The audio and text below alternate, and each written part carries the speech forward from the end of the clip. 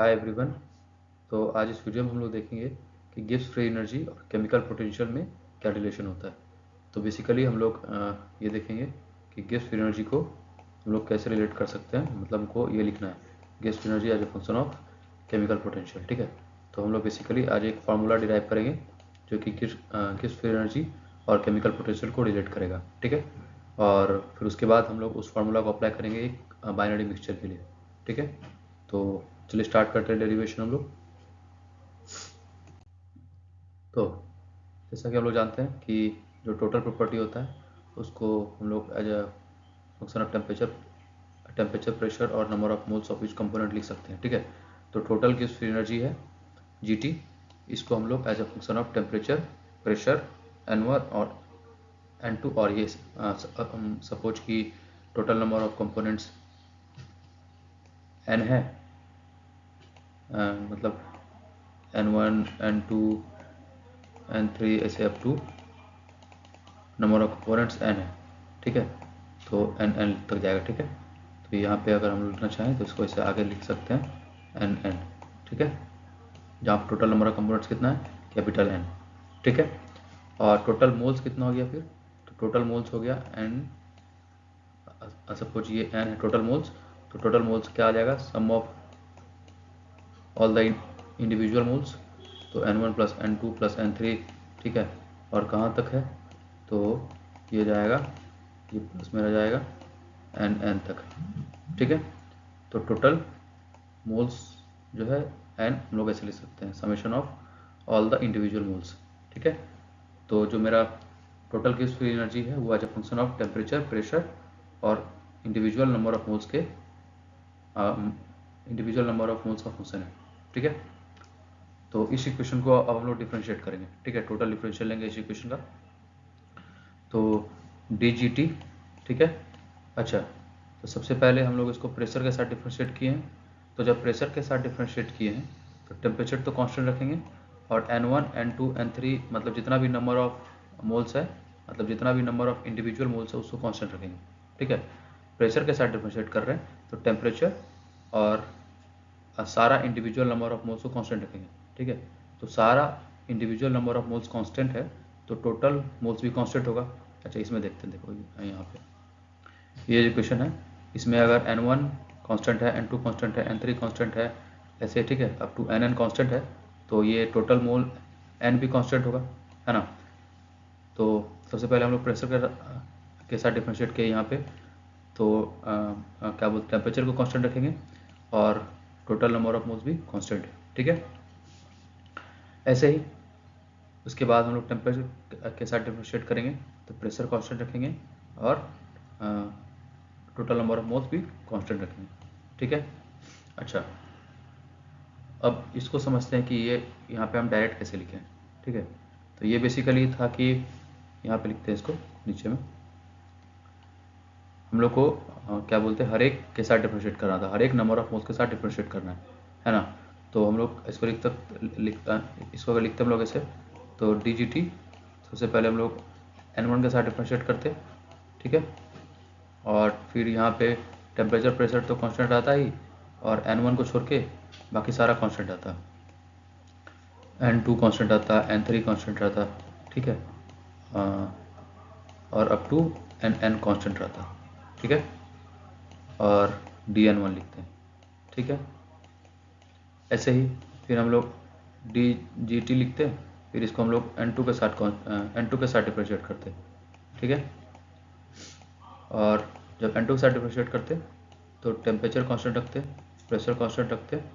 ठीक है, और N2 को छोड़ के सारा कांस्टेंट रखते हैं, तो N1 कांस्टेंट रखते, N3 कांस्टेंट रखते, और अप टू ऐसे ही N कांस्टेंट रखते। ठीक है, और यहाँ पे dN2 लिखते थे। अच्छा, नेक्स्ट हम लोग क्या करते हैं कि N3 के साथ डिफ्रेंशिएट करते। ठीक है, और N3 के साथ डिफ्रेंशिएट करेंगे, और यहाँ पे हम लोग टेम्परेचर, प्रेशर तो कांस्टेंट रखेंगे ही। ठीक है, और N3 को छोड़ के बाकी जितना भी है उसको कांस्टेंट रखेंगे, N1 कांस्टेंट रखेंगे, N2 कांस्टेंट रखेंगे, N4 कांस्टेंट रखेंगे। ठीक है, अप टू Nn कांस्टेंट रखेंगे। ठीक है, और यहाँ पे dN3। ठीक है, तो ये सीरीज मेरा चलते जाएगा कहाँ तक, nth कंपोनेंट तक, ठीक है। तो ये सीरीज है, ठीक है। तो इसी सीरीज को हम लोग एज ए समेशन भी तो लिख सकते हैं ना। तो इसको एज ए समेशन अगर हमको लिखना होगा तो कैसे लिखेंगे, देखो इसको अगर एज ए समेशन लिखेंगे तो लिख सकते हैं summation of D G T, ठीक है, बाय डी एन आई, ठीक है। और टेम्परेचर प्रेशर कांस्टेंट है, ठीक है। और जब आई को जब आई के साथ डिफ्रेंशिएट करते हैं तो आई को छोड़ के बाकी सारा कांस्टेंट रखता है, ठीक है। तो एन जे कांस्टेंट रहेगा और जे नॉट इक्वल टू आई, ठीक है। जे का वैल्यू आई के बराबर नहीं आएगा, ठीक है। तो ये कांस्टेंट रखेंगे और यहाँ पे एन आई, ठीक है। तो ये सीरीज को बेसिकली आज हम लोग ऐसे समेशन लिख सकते हैं। और आई कहाँ से कहाँ तक जाएगा, आई जाएगा मेरा 1 से लेके कैपिटल एन तक। क्यों, क्योंकि टोटल नंबर ऑफ मोल्स मेरा टोटल नंबर ऑफ कंपोनेंट्स मेरा एन है, ठीक है। तो इस सीरीज को ऐसे हम लोग समेशन भी लिख सकते हैं। तो यही समेशन हम लोग यहाँ पे लिखे हैं, ये वाला जो इक्वेशन, ये वाला जो टर्म है इस इक्वेशन में, तो ये समेशन वाला है, ठीक है। तो इसको एज हम लोग समेशन लिख सकते हैं। तो टोटल एक्सप्रेशन क्या हो गया मेरा, D G T is equal to do G T by D do P, जो हम लोग पास सबसे पहले प्रेशर के साथ डिफ्रेंशिएट किए और प्रेशर के साथ डिफ्रेंशिएट किए जो टेम्परेचर उसको कांस्टेंट रखे हैं और टोटल नंबर ऑफ मोल्स को कांस्टेंट रखें, ठीक है, into D P plus do G T by do T, और जब टेम्परेचर के साथ डिफ्रेंशिएट किए हैं तो प्रेशर और टोटल नंबर ऑफ मोल्स को कांस्टेंट रखें इंटू डी टी, ठीक है, प्लस समेशन ऑफ ये वाला टर्म का, ये वाला जो टर्म है do G T by do N I temperature pressure और N J not equal to I constant है इंटू डी एन आई, ठीक है। इस इक्वेशन में कोई दिक्कत नहीं है। अच्छा, तो देखते हैं फिर इसके बाद इस इक्वेशन से हम लोग इसमें कैसे आते हैं। कुछ नहीं करना है, ये टर्म तो सेम ही है, बस लास्ट वाला टर्म को हम लोग, ये वाला जो एक्सप्रेशन है जो चेंज कर लेते हैं, ये जो एक्सप्रेशन है ये वाला, इसको हम लोग क्या बोलते हैं, इसको हम लोग जी आई बार बोलते हैं ना। ये पार्शियल मोलर है ना, ये partial molar gas free energy है, ठीक है, ith कंपोनेंट का, ठीक है। ये वाला ये जो ब्रैकेट में लिखे हैं ये वाला क्या है, partial molar gas free energy of ith component, ठीक है। तो इसको हम लोग बोलते हैं केमिकल पोटेंशियल, ठीक है। इसको हम लोग क्या बोलते हैं, केमिकल पोटेंशियल, ये mu chemical potential of ith component, ठीक है। तो इसी चीज़ को हम लोग बस यहाँ पे सब्स्टिट्यूट कर दिए, ठीक है। ये मतलब ब्रैकेट वाला टर्म को हम लोग यहाँ पे लिख दिए, ठीक है। तो बेसिकली क्या कंसेप्ट था, जो केमिकल पोटेंशियल होता है वो हम लोग लिखते हैं ऐसे, जी आई बार को हम लोग म्यू आई लिखते हैं, ठीक है। मतलब partial molar gas free energy of ith component को हम लोग केमिकल पोटेंशियल बोलते हैं, ठीक है, उस कंपोनेंट का। तो इसी कंसेप्ट से हम लोग इसको रिप्लेस कर दिए हैं। तो इस इक्वेशन से मेरा ये वाला इक्वेशन आ जाएगा, ठीक है। और इस इक्वेशन को हम लोग इक्वेशन नंबर 1 बोल देंगे, ठीक है। चल, इस इक्वेशन को ध्यान रखना है। अब इससे आगे हम लोग नेक्स्ट देखते हैं। नाउ अगर मेरे पास कोई क्लोज सिस्टम है, ठीक है, और उसमें मतलब number of moles of each component है, या फिर जो अमाउंट ऑफ वेरियस कंपोनेंट्स है वो चेंज नहीं हो रहा है क्योंकि क्लोज सिस्टम है, ठीक है। तो क्लोज सिस्टम है तो उस केस में हम लोग ऐसे लिख सकते हैं, जब मेरा नंबर ऑफ मोल्स वेरी नहीं कर रहा है, ठीक है, या फिर अमाउंट ऑफ किसी भी कंस्टिट्यूएंट का वेरी नहीं कर रहा है, तो उस केस में मेरे पास गिब्स एनर्जी का ये इक्वेशन होता है, ठीक है, D G equal to B D P minus H D T, ठीक है। तो अगर इसी इक्वेशन को हम लोग टोटल प्रॉपर्टी के लिए लिखेंगे तो कुछ नहीं करना है, बस टोटल प्रॉपर्टी के लिए यहाँ पे टोटल सब्स्टिट्यूट कर देना है, ठीक है। जो जी है उसको जी टोटल से रिप्लेस कर देंगे, भी को भी टोटल से रिप्लेस कर देंगे और एस को एस टोटल से रिप्लेस कर देंगे। अच्छा, ये जी तो गिब्स एनर्जी है, ये वी वॉल्यूम है और ये एस एंट्रोपी है, ठीक है, P for pressure, T for temperature, ठीक है। तो नोमेनक्लेचर में कोई दिक्कत नहीं है। और ये जो एस है वो क्या है, एंट्रोपी है, ठीक है। तो अगर हमको टोटल प्रॉपर्टी के लिए लिखना है तो हम लोग इसी क्वेश्चन में जी भी और एस को हम लोग टोटल प्रॉपर्टी से रिप्लेस कर देंगे, जी टी से, बी टी से और एस टी से, ठीक है। तो ये इक्वेशन में आ जाएगा ये वाला इक्वेशन। अच्छा, अब इस इक्वेशन से हम लोग ये फाइंड आउट करेंगे कि इसको हम लोग डिफ्रेंशिएट करेंगे पार्शियली, एक बार टी के साथ, टेम्परेचर के साथ और एक बार प्रेशर के साथ। तो जब इस इक्वेशन को हम लोग पार्शियली डिफ्रेंशिएट करेंगे टेम्परेचर के साथ तो माइनस ऑफ एस टी आएगा, ठीक है। प्रेशर और नंबर ऑफ मोल्स को कांस्टेंट रखेंगे, टोटल नंबर ऑफ मोल्स को कांस्टेंट रखेंगे, क्योंकि क्लोज सिस्टम है तो मतलब टोटल नंबर ऑफ मोल्स वैसे भी कांस्टेंट हो गया, क्योंकि किसी का चेंज तो करेगा नहीं, क्योंकि मास इनपुट और आउटपुट नहीं हो सकता है, मतलब मास ना तो इन आएगा ना आउट जाएगा, क्यों? क्योंकि क्लोज सिस्टम है, ठीक है। तो नंबर ऑफ मोल्स या फिर various of various components constant रहेगा, ठीक है। तो इस इक्वेशन को हम लोग एक बार टेम्परेचर के साथ पार्शियली डिफरेंशिएट किए हैं, प्रेशर और नंबर ऑफ मोल्स को कांस्टेंट रखें, टोटल नंबर ऑफ मोल्स को, ठीक है। तो माइनस ऑफ एस टी आएगा मेरा, ठीक है। और इसी को हम लोग जब टेम्परेचर कांस्टेंट रख के प्रेशर के साथ पार्शियली डिफरेंशिएट करेंगे तो मेरे पास वी टी आएगा, ठीक है। तो इस इक्वेशन को और इस इक्वेशन को हम लोग इक्वेशन 1 में पुट करेंगे, ठीक है।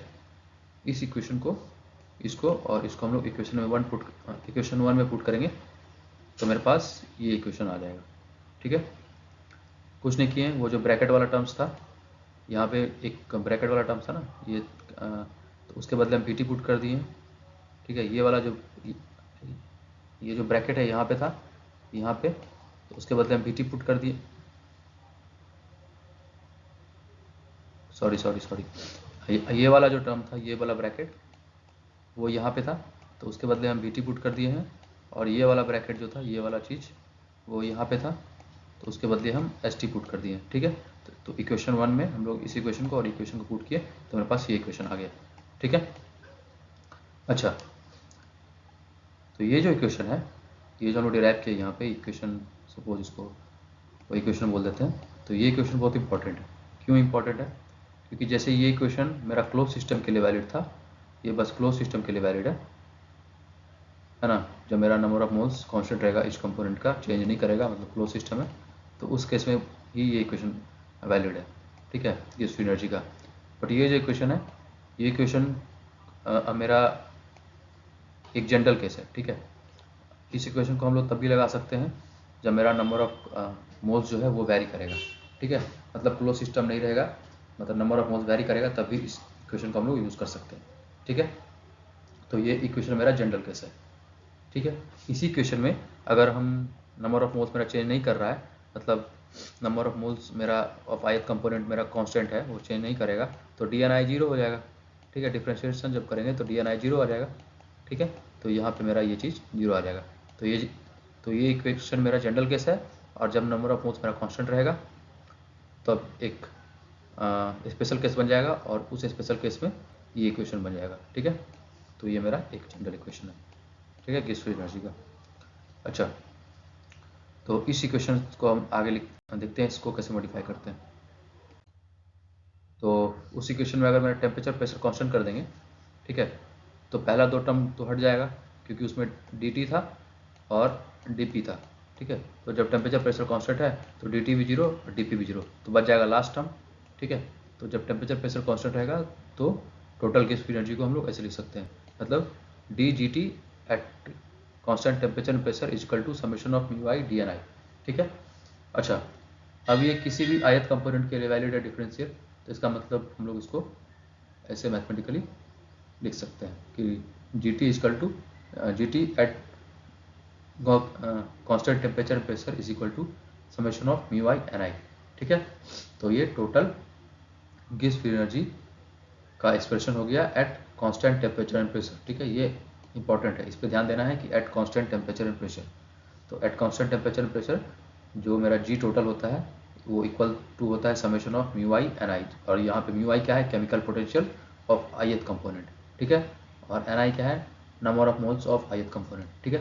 तो इसको हम लोग ऐसे लिख सकते हैं, G total at constant temperature and pressure, temperature pressure constant है, तो इसको हम लोग लिख सकते हैं mu one N one plus mu two N two, ठीक है, और म्यू थ्री, मतलब जितना नंबर ऑफ मोल्स कंपोनेंट्स है उतना उसका चलते जाएगा, ठीक है, सीरीज।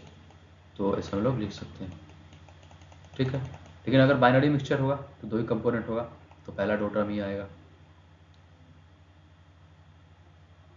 ठीक है। तो अगर बाइनरी मिक्सचर है तो बस मेरा यही दो मतलब टर्म आएगा, ठीक है। तो जो टोटल गैस फ्री एनर्जी है at constant temperature and pressure for a binary mixture कैसे लिख सकते हैं? Mu one N one plus mu two N two, ठीक है। तो इसको ऐसे लिख सकते हैं अच्छा, ये तो टोटल गैस फ्री एनर्जी का बात हुआ। तो लेकिन अगर हम मोलर गैस मतलब मोलर गैस फ्री एनर्जी लिखना चाहते हैं तो इसको हम लोग जो है सो total number of mole N से डिवाइड कर देंगे, ठीक है। मतलब मोलर गैस फ्री एनर्जी लिख सकते हैं ना हम लोग G total by divided by N, ठीक है। तो जब इसको एन से डिवाइड कर देंगे, इस इक्वेशन में अगर हम एन से डिवाइड कर देंगे तो इधर भी डिवाइड कर देंगे एन से, तो ये तो बन जाएगा मेरा मोलर गैस फ्री एनर्जी, ठीक है। और ये n1 बाय एन हो जाएगा, तो ये हो जाएगा x1 μ1 x1 और प्लस μ2 x2, ठीक है। तो ये हो गया बाइनरी मिक्सचर के लिए मेरा मोलर गैस फ्री एनर्जी, ठीक है। तो ये मेरा यहाँ पे जो इक्वेशन है ये मेरा बाइनरी सॉल्यूशन के लिए एप्लीकेबल है, ठीक है। जी क्या है यहाँ पे, मोलर गैस फ्री एनर्जी, मतलब ये पर मोल में आएगा, ठीक है। जो भी यूनिट होगा पर मोल में आएगा, ठीक है। तो मतलब जी is equal to μ1 x1 plus μ2 x2, ठीक है। किसके लिए, बाइनरी सॉल्यूशन के लिए। तो ये मेरा जी एज ए फंक्शन ऑफ मेरा केमिकल पोटेंशियल आ गया, ठीक है।